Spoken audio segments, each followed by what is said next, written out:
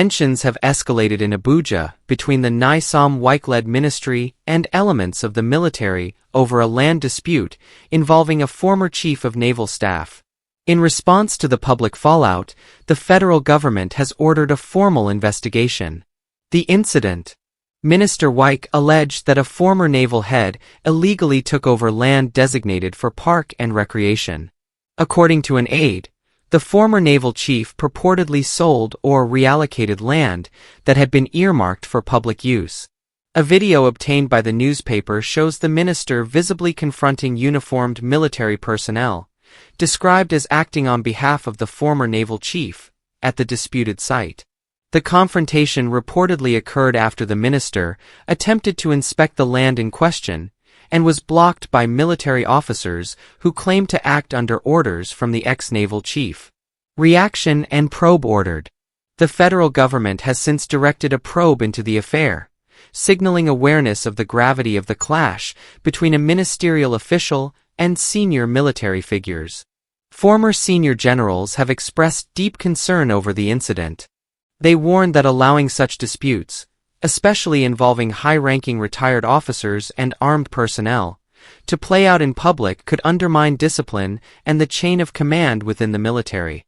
One retired officer was quoted as saying that if the naval officer's actions were found to be unauthorized, appropriate disciplinary or legal measures must follow. Wider implications. The episode raises several important issues. Civil-military relations.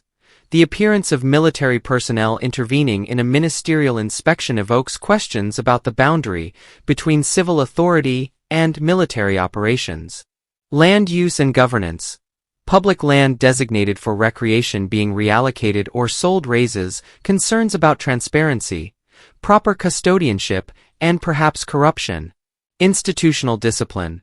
The involvement of a former naval chief in a land dispute, and his apparent use of active military personnel, invites scrutiny of the military's internal controls and how retired officers exercise influence. Public confidence. High-profile clashes such as this risk eroding public trust in both government institutions and the armed forces. What happens next? The formal probe ordered by the federal government will need to clarify. Who authorized the military personnel's presence at the site? What legal claim does the former naval chief have to the land in question?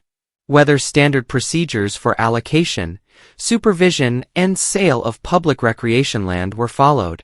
What discipline, if any, is warranted for the military officers involved?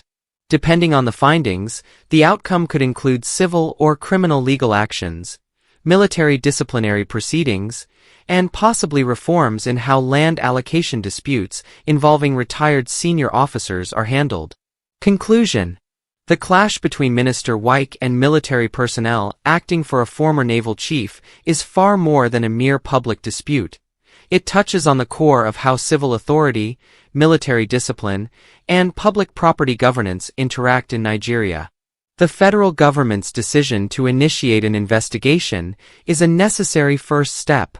What remains to be seen is whether the probe will be comprehensive, transparent, and lead to meaningful accountability and institutional safeguards.